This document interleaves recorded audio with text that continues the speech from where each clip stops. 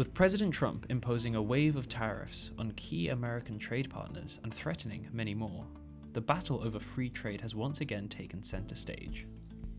This past weekend, the president escalated tensions by announcing sweeping 25% tariffs on Canada and Mexico, along with 10% duties on Chinese imports. President Trump postponed the first two tariffs for a month on the grounds of new border agreements, but his actions have shaken the increasingly fragile economic order, with stock markets tumbling. The 47th president now faces a pivotal decision. Will he follow through on his protectionist rhetoric, or will economic realities and old-fashioned bargaining force him to correct course? But before we examine the implications of Trump's tariffs, it's worth understanding the economic history of trade and the changing attitude of governments towards it. 1776 was a year of revolutionary ideas on both sides of the Atlantic. As the American founding fathers declared independence, Adam Smith published The Wealth of Nations, a work that shattered the prevailing economic orthodoxy of mercantilism. Smith's insights not only laid the foundations for modern economics, but also helped shape the policies of the fledgling United States. Policies that, at their core, championed economic freedom over government-imposed trade barriers. Mercantilism was the economic belief that national wealth was built through protectionist policies and hoarding gold, and had driven European trade policy for centuries. Governments imposed tariffs and trade restrictions to shield domestic industries, believing this would strengthen their economies. Wealth was seen as a finite pie to be divided up between competing powers. As a result, countries didn't want their citizens to spend their money in other countries. But Adam Smith turned this logic on its head. He argued that wealth was not measured by stockpiles of gold, but by the productive capacity of a nation and the voluntary exchange of goods. Tariffs, he contended, did not create prosperity. They distorted markets and made nations poorer. To illustrate his point, Adam Smith famously wrote from his house in Kirkcaldy, Scotland. By means of glass, hotbeds and hot walls, very good grapes can be raised in Scotland, and very good wine too can be made of them, at about 30 times the expense for which at least equally good can be bought from foreign countries. His lesson here is simple. Economic efficiency comes from specializing in what you do best, and trading for the rest. The Founding Fathers took these lessons to heart. While the Tariff Act of 1789 imposed a modest 10% duty on most imports, the young American Republic prioritized free trade within its borders. The centralization of currency and the removal of internal trade barriers between states, as was enshrined in the Commerce Clause, was crucial to the country's economic success. Thomas Jefferson, a firm believer in Adam Smith's ideas, declared that in political economy, I think Smith's Wealth of Nations the best book extant. And history has proven Smith right. Whether in dynamic city-states like Hong Kong and Singapore, or in vast economic blocs like the EU's single market, the principle remains the same. The freer the exchange of goods and services, the greater the prosperity. But times have changed since the 18th century, and the logic of tariffs has evolved. The traditional purpose of a tariff is to protect a nascent industry against foreign competition and to combat market dumping. And they're still used like this today, like how the European Commission imposed anti-dumping duties on certain Chinese iron and steel products in 2022.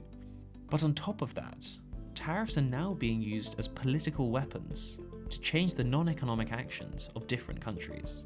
And the United States is leading that charge, and they're not hiding it. After all, to borrow from Karl von Clausewitz, a trade war is just politics by other means. Unfortunately, the new Trump administration looks to impose tariffs on its closest trading partners. These are Mexico, Canada, China, and the European Union. This has initially been used to acquire political concessions, namely on immigration and the drugs trade with Mexico and Canada. However, tariffs will continue for the Chinese market, as Donald Trump wishes to maintain his hawkish stance on communism and state aid economics. Meanwhile, it's likely that the president will use tariffs to undermine the influence of regulations from the European Union, who recently passed the EU Artificial Intelligence Act, limiting the influence of US tech companies. Basic trade economics is still cited for these impositions, but there is a much larger strategy at play. Despite economists on both sides of the Atlantic complaining about tariffs, defenders of the measure say that tariffs aren't actually taxes, they just make other countries pay fairer prices. However, this doesn't prove to be true. Not only is it well acknowledged that tariffs are a form of tax, but entire government departments are set up to collect them. So, who pays for all these tariffs? It's not just the countries being tariffed, it's also you, the consumer. Like any other tax, businesses pass on the cost to consumers, because if they don't, they would have to make cost cuts internally, often damaging their productivity and profitability.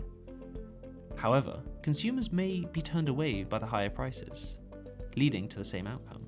There is a popular misconception that when a country imposes tariffs on imported goods, it is punishing a foreign government or foreign firms. This is not a mistake made by economists.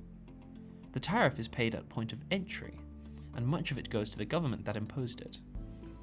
It is paid rather by the importer, probably a wholesaler, who passes it on in the form of higher prices for the customers. The usual aim of the tariff is to make imported goods more expensive so that people will buy goods produced domestically instead. It gives the domestic producer an advantage by making the imported version more expensive. But the government that imposes tariffs is punishing its own citizens, not foreign ones, by making them buy more expensive goods. Tariffs benefit home producers at the expense of home consumers, with the government collecting the money. It thus has a similar effect to a tax increase, in that money goes from the wallets and purses of its citizens and into the state. This won't be any different in the United States. Donald Trump's tariffs will be paid for by American citizens because it will make their goods more expensive.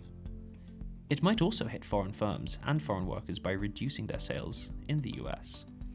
And their own governments might retaliate with tariffs of their own, making their own citizens poorer too. Canada, China, and Mexico are thinking of exactly that. This vicious cycle is not the way to go. As Adam Smith observed, trade without tariffs makes people richer.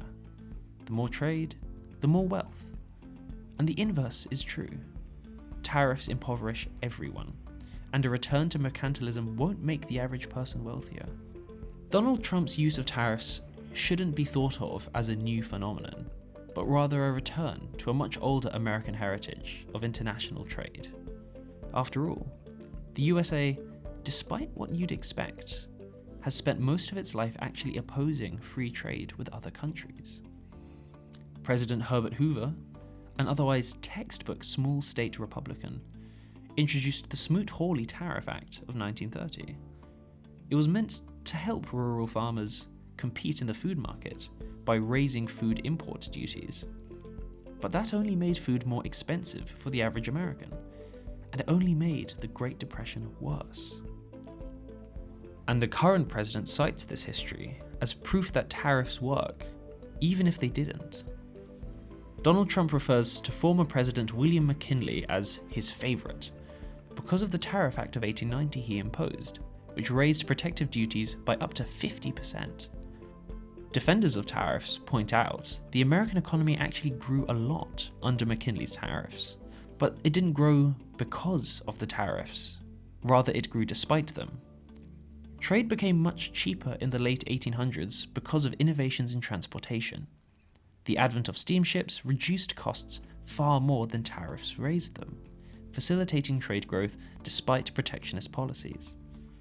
And economists like Douglas Irwin calculate that tariff revenue actually reduced by 4% after McKinley raised duties. So tariffs have never reduced prices. And it wasn't until Ronald Reagan, Bill Clinton, and the Neoliberal Turn in the 1980s that free trade was finally embraced. It only took America over 200 years to get there.